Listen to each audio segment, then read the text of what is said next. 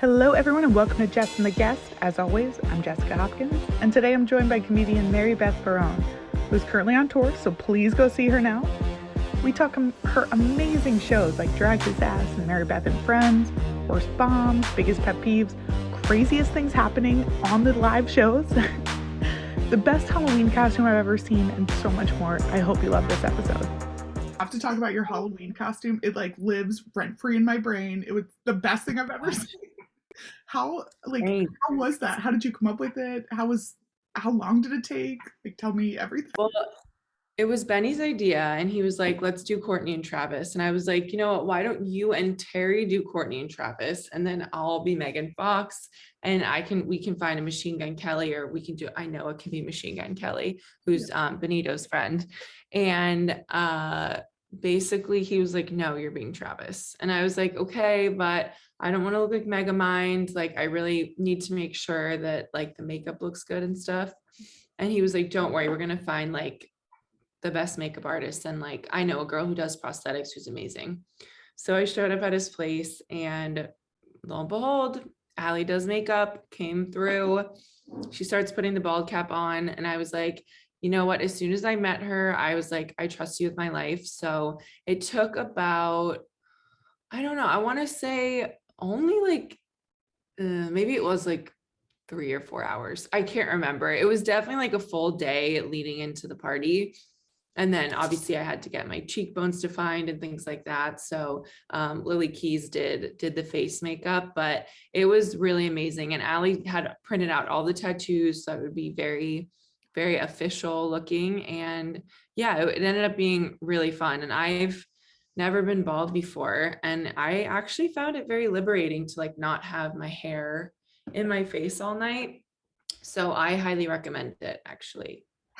Would have thought you were him. So. Did they ever comment or say anything or do it? Courtney reposted Benny's post of it, so it was good, and they commented on the post too. So it was good to have their official blessing on the costume. He does such a great impression of her too. I always love his content with her. It was cracking me up all night. It was so funny. Oh, I am obsessed with Drag His Ass. I started comedy in New York and dating. I've dated a lot of fuckboys. What's been like the best part about doing it? I think the best part about doing it is just the community of people who, you know, have gone through these similar experiences that I have, and the comedians that I have on the show. And they really seem to be, you know, able to sort of, it's like a little bit cathartic to like sit down and hear these stories and feel like your journey is also validated. So I think it's been really nice to just see like the response from, I mean, it's mostly women, but obviously some guys have been victims of fuckboys as well. So it's, I think just like seeing that people can find enjoyment in this very painful situation that we've set up for ourselves. That's kind of the best case. So it's been really fun and rewarding to build this community of amazing people. And then of course, I think, you know, when I work with fuckboys and they come back to me saying that they did learn something, that's the ultimate goal. So that's really nice too. Oh, has there ever been like a live show moment that you're like, I can't believe this happened? Because I couldn't get over the one I saw online about a guy or someone DMing you before the show saying like the guy was there. I was like, what? Yeah, it was crazy. That actually wasn't even at Dragon's Nest. That was just at my show, Mary Beth and Friends at the Bell House. So I got a DM. The last comic was on stage, and I was reading my DM requests, and someone said, I'm here with my friend, and a guy who ghosted her is in the audience here with another girl. Like, should we call him out? So I was like, oh my God, I had had a few drinks by then. And usually I don't drink to perform, but sometimes when I'm hosting, I'll drink a little bit because then, you know, you get loose by the end of the show. So I got on stage, and I was in my drunken brain, I was like, oh, they want me to call him out on stage, when I think probably they just wanted to like have a private sort of interaction. But I was like, who DM me this? Like, where are you? Let's like get to the bottom of this right now. So then they came on stage, and then the guy joined us, and he was like, that's my sister that I brought tonight. I'm really bad at communicating. That's why I ghosted you, blah, blah, blah. It was like very impromptu, but it was truly a crazy live experience. Oh my God, that's It was incredible. really fun. Yeah, it was fun. I also loved your set on the Tonight Show. It was like just Thanks. even the set, like the way it flowed, everything was great. Like, were you nervous at all doing that, or how did that experience go? I was pretty nervous because that was when quarantine was still a thing. Like, there were comedy shows and I don't even know, I don't think I'd had my vaccine yet because I don't think it was available to our age group. So I was pretty nervous because I hadn't really been doing that much stand up and it felt like, I flew back from England Saturday. I had two shows that night, two shows the next night, two shows Monday, I think, and then I did the Tonight Show on Tuesday. So that was actually a year ago exactly. I need to post about that.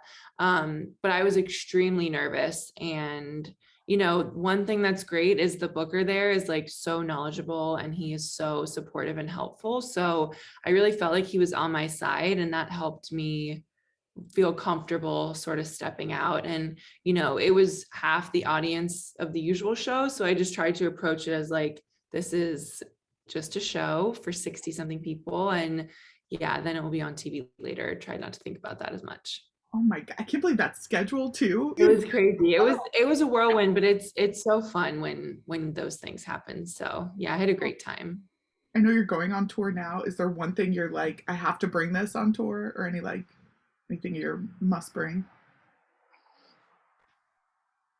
I would say my blankie, but I actually don't like bringing my blankie to travel because I get nervous I'm going to lose it. So my one thing I always bring everywhere I go is my tiny notebook. So that will be joining me on the road as well. Keeps me organized and things. What is the most annoying thing people do when traveling? Think the most annoying thing is how much of a rush everyone is in.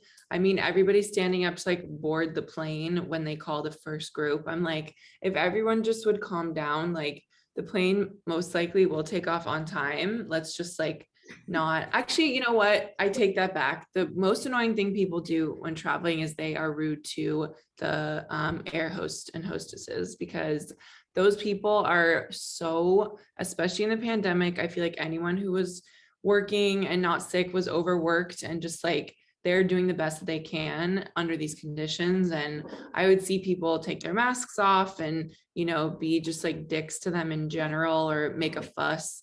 This guy one time came to the gate with like two suitcases and two pillows. And they were like, you can't do that. Like, you can only bring a personal item in one bag. And he was like, get me your manager. And they were like, you can't do it. It's like against FAA regulations. He's like, I literally flew like this yesterday and you're going to tell me that I can't do this. And I'm a platinum, blah, blah, blah, blah. And it was literally 5:30 in the morning. I was like, dude, Oh my God, it's my yeah, that is my worst nightmare. I just hate people in it general. was, So yeah, no, I was like, you actually should be on the no-fly list. yeah. Oh God. I was Rubbed gonna ask, me. what's your biggest pet peeve? I feel like that would. I don't know if that's a pet peeve, but that's annoying. My biggest pet peeve in general, yeah, I guess honestly, lately, just feeling like people are not appreciative of like those folks that work in the service industry. Cause like a lot of times the problems that people experience, with a clothing brand or ordering something online or in a restaurant, it's not the waiter's fault or like the customer service rep. So having worked in customer service before, I just have like, I don't know, I have PTSD, number one. And number two, I have like a lot of just like empathy and appreciation for people that do those jobs because some people are just trying to get through the day, and I think taking your anger out on them is just not fair. So that's something that really bothers me. Yeah, oh, I love that. That's the best answer I've gotten because I'm like, yes, Oh, well, that's good.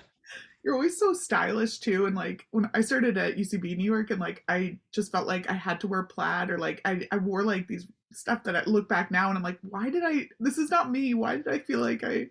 But have you always been like you've always known your style and like been very stylish and I definitely have always been obsessed with clothes. Now looking back on some of my outfits, I'm like, maybe wouldn't have done that if I could go back.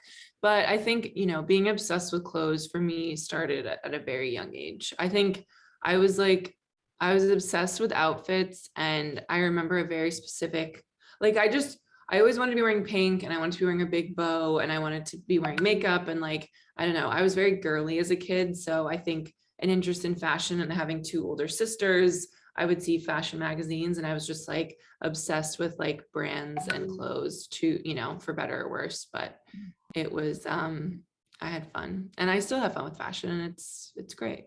Yeah. It's an expensive habit, but whatever. I Yeah. like spending money. You can't take it with you, so might as well spend it. Agree. Yeah. What is your go-to karaoke song? My go-to karaoke song is Seven Things by Miley Cyrus. Great answer. Yeah. What is the weirdest thing in your fridge right now? The weirdest thing in my fridge right now is probably an empty, well, it's a jar that had pickles in it, but now it just has pickled juice. Like I just haven't, there's two empty jars. They have pickled juice, but no pickles for no reason. I just haven't gotten around to dumping them down the sink yet. Oh yeah, been there. What is your guilty pleasure TV show? Kardashians. Oh yeah, I mean, Yeah. very excited for the new Hulu show. Me too. I can't wait. What's the most New York thing about you?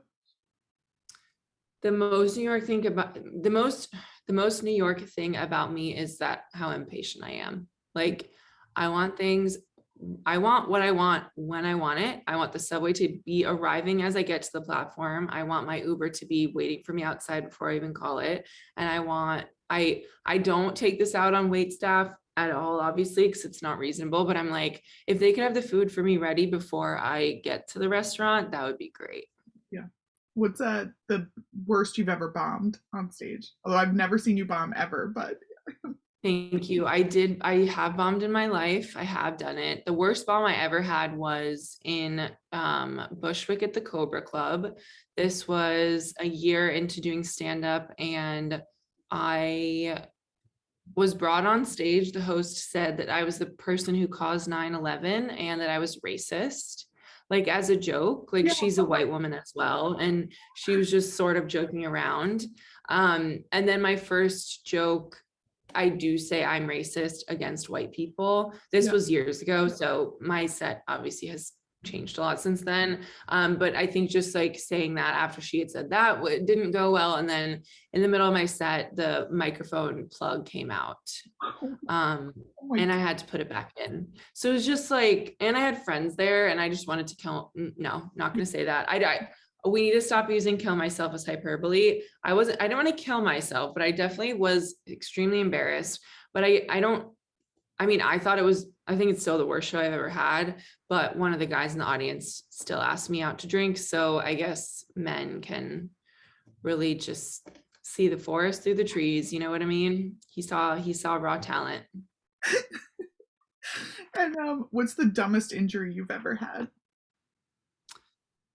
The dumbest injury I've ever had, I broke my arm in third grade because I was jumping off the swing at school during recess, and the guys in my class were like, they would jump off the swing and try to do like skateboarding moves like in the air.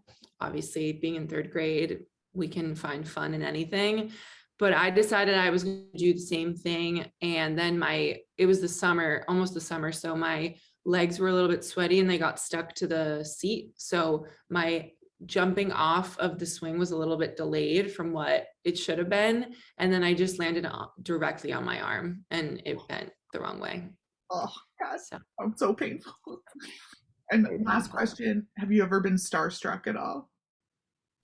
I've definitely been starstruck. I used to work at Soul Cycle Corporate, and in our building was the headquarters for The Row, which is the Mary-Kate and Ashley's fashion brand.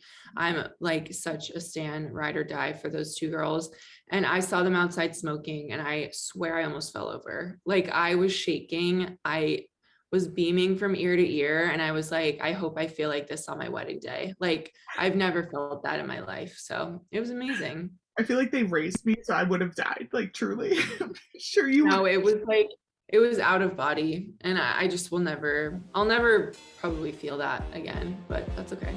Oh, Well, you are so talented. Thank you so much for doing this. You're incredible. You. My pleasure. Yeah, can we just see one of the New York shows? I'm going. So. Yes, please. Okay, well, I'm announcing new dates today, so come see me, and I can't wait to see ya.